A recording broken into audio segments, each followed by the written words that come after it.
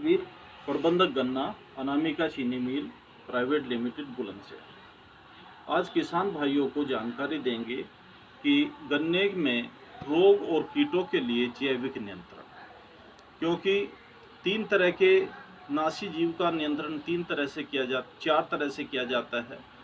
कृषिगत नियंत्रण, बायोलॉजिकल नियंत्रण, जैविक नियंत्रण, रासायनिक नियंत्रण और समन्वित नासी जीव प्रबंधन या इंटीग्रेटेड पेस्ट मैनेजमेंट। समस्या क्या है कि गन्ने में इस बार टॉप बोरर चोटी बेधक का प्रकोप काफ़ी दिखाई दे रहा है। इसकी पहचान है कि पत्ती में समानांतर छेद का मिलना, 3 समानांतर छेद का मिलना और बढ़वार रुक जाना, गन्ने की बढ़वार रुक जाना। और बढ़वार रुकने से क्या होता है, ये इस तरह से छेद दिखाई देते हैं, नीचे तक छेद रहते हैं। यदि गोप में से भी निकलेगी पत्ती, उसमें भी छेद रहेगा। उससे क्या होता है कि गन्ने की बढ़वार रुक जाती है और यहाँ से जो कोमल कलिकाएं है या कोमल पोरी है, वहाँ से बंच टॉप बन के चलता है। यानी बंच मीन्स गुच्छा, टॉप मीन्स अगोले, अगोले तो गुच्छा बन जाता है, जिससे बढ़वार बिल्कुल रुक जाती है। उसके लिए आज हम जानकारी देंगे कि जैविक नियंत्रण द्वारा अगोला बेधक या अन्य बोरर कीट का कैसे हम नियंत्रण करें। देखो, इस बार गन्ने में टॉप बोरर का प्रकोप काफ़ी दिखाई दे रहा है और उसके पीछे कारण ये है कि किसानों ने दवाइयों का प्रयोग भी काफ़ी मात्रा में किया है, लेकिन कहीं दवाई सही तरह से नहीं लगाई गई है। लेकिन सबसे बड़ा कारण ये है कि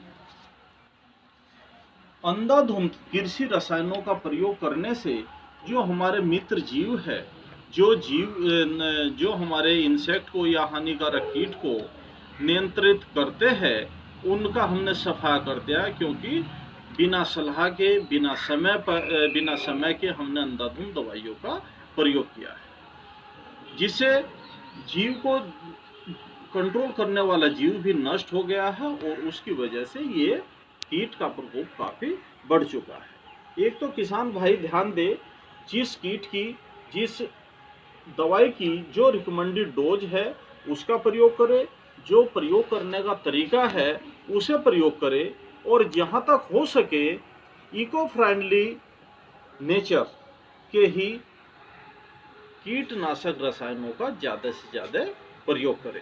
लेकिन फिर भी आज हम बता रहे हैं किसानों को कि गन्ने में एक तो टॉप बोरर है और दूसरे अन्य बोरर लगते हैं, जैसे स्टेम बोरर, रूट बोरर या अन्य बोरर लगते हैं।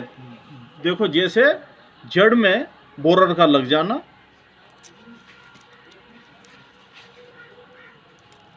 इस तरह से ये स्टेम बोरर लग जाना। तो ये कई बोरर लगते हैं जिनका हम नियंत्रण करना चाहते हैं बायोलॉजिकल कंट्रोल के द्वारा। तो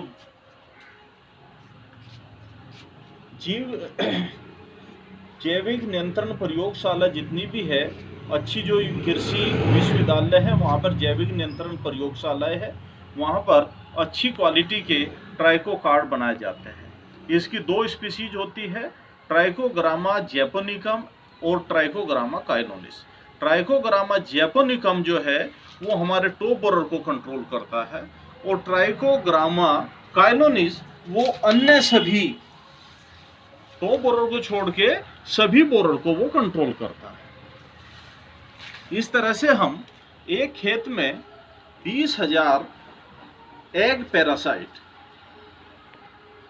20,000 अंडे ट्राइकोग्रामा काइलोनिस के और 20,000 अंडे ट्राइकोग्रामा जैपोनिकम के 2 या 3 बार रिपीट कर दे 10 से 15 दिन के अंतराल पर, तो गन्ने में लगने वाले बोरर कीट का प्रकोप लगभग कम हो जाएगा।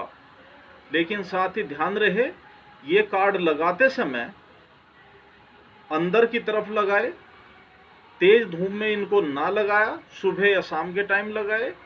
और कार्ड लगाते समय ध्यान रखें कि वातावरण का जो टेम्परेचर है वो 27 degree Celsius plus minus 2 degree यानी 25 से 29 डिग्री टेम्परेचर के बीच होना चाहिए, तभी ये कार्ड कामयाब हो सकते हैं।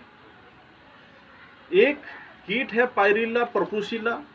पायरिल्ला परपुसिला इतनी मात्रा में फसल में लगता है कि उसका रासायनिक दवाइयों से नियंत्रण करना मुश्किल हो जाता है। तो नेचर ने उसका बहुत अच्छा पैरासाइट दिया है जिसे कहते हैं एपिनकेनिया मेलानोलुका। ये इसका पैरासाइट है जो काफ़ी मात्रा में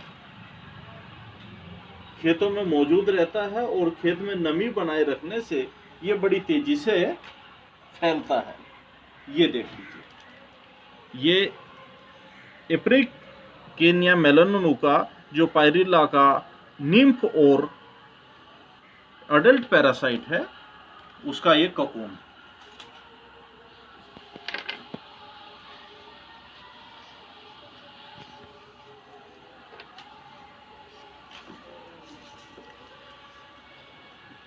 ये लेना,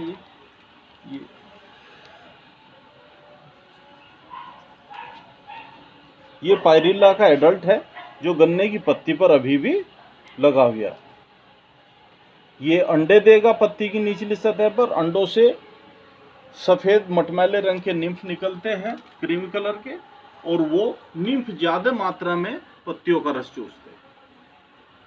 ये कुछ गन्ने की बीमारियां हैं जैसे रेड रोट, लाल सड़न रोग, विल्ट उकठा रोग, स्मट रोग और पोका बोइंग रोग।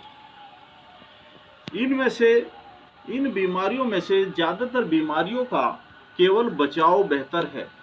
केवल पोका बोइंग ऐसी बीमारी है जिसका हम केमिकल के द्वारा, रासायनिक दवाई के द्वारा नियंत्रण कर सकते हैं।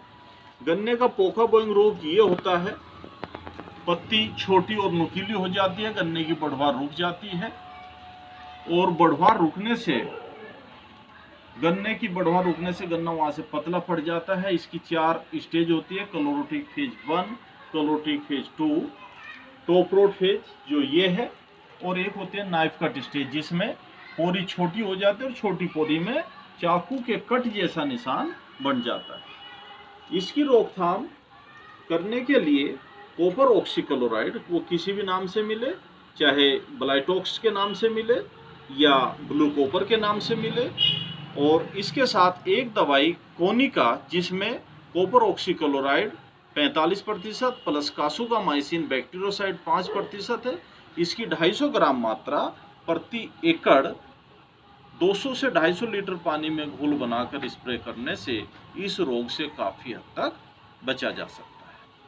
बाकी गन्ने में लगने वाले कुछ कीट जैसे दीमक और सफ़ेद गिडार है, इनकी रोकथाम करने के लिए किसान भाई बावेरियाना बेसियाना, यदि 10⁶ का कल्चर हमें मिल रहा है जिसकी CFU 10⁶ है, तो 4 से 5 किलो प्रति एकड़ हमें गोबर की खाद में मिला के प्रयोग करनी चाहिए।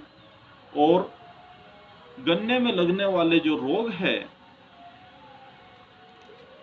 जैसे लाल सड़न रोग, उकठा रोग, इनकी रोकथाम करने के लिए हमें यदि 10⁶ CFU का ट्राइकोडर्मा है तो 4 से 5 किलो प्रति एकड़ गोबर की खाद में मिला के बुआई के समय कूड़ में डाल दे या खेत की तैयारी के समय उसको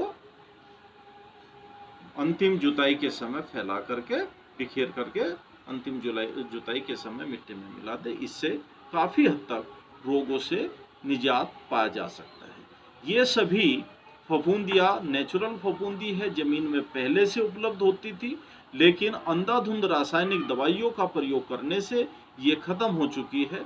तो इस तरह से आज के टाइम में इन्हें अलग से मिलाना बहुत ज़रूरी है। किसान भाई ध्यान दे, ट्राइकोडर्मा, बावेरियाना बेसियाना, इनको यदि लेना है तो कृषि विश्वविद्यालय से या कृषि विभाग की जो लेबोरेटरी है वहीं से आप इसको खरीद कर प्रयोग करें।